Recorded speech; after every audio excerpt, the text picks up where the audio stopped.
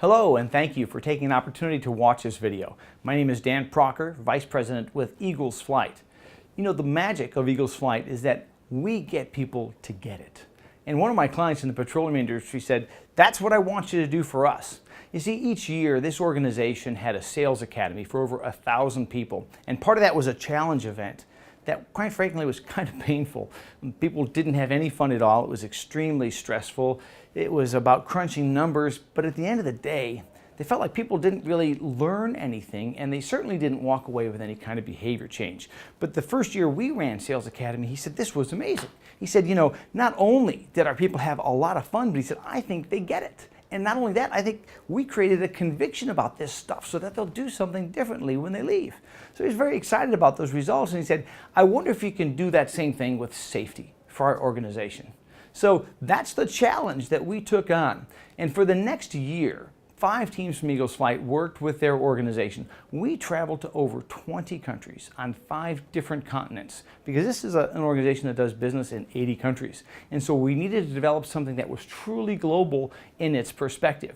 And what we wanted to understand is, what are the obstacles to getting this critical result for their organization? You see, what they wanted was to create an incident-free workplace. So we wanted to know, how do we get to that result? Well, we know this. We know that the results that we get are based on the actions, on the behaviors that people engage in, right? And the behaviors, though, have a root to them, and the root of those is attitudes.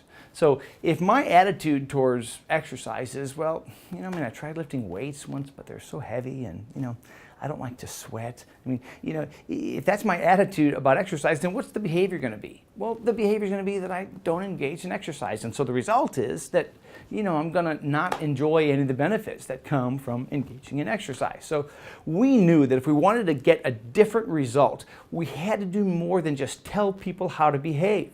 Because, you know, smokers know smoking is bad for them, but they continue to do it. So knowledge about behavior isn't going to change my behavior. It's the attitudes that drive that.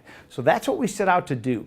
We actually talked to over 1,000 people in this series of interviews in these 20 different countries. And we wanted to understand, what are the obstacles, what are the challenges to creating this incident-free workplace?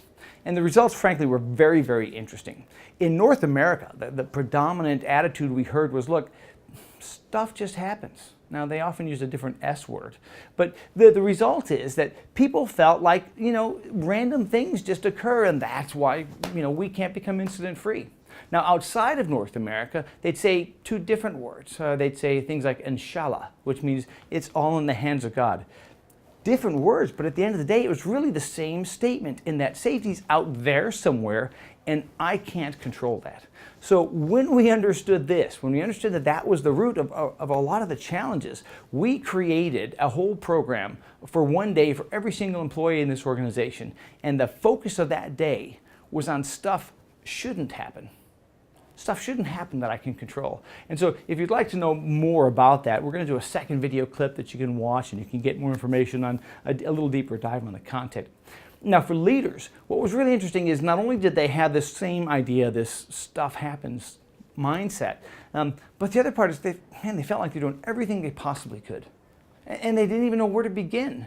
So for leaders, what we did was create 2 things. One was a diagnostic tool to help them understand where they could focus their efforts to maximize the results the fastest.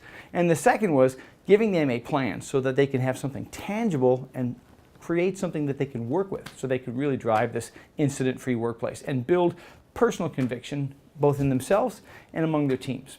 So that's just a brief overview of what we did in Save by Choice. If you'd like to learn a bit more about what makes this approach different and a little deeper dive about the content, I'd invite you to watch the next video. Thanks very much for your time, and I hope you have a great day.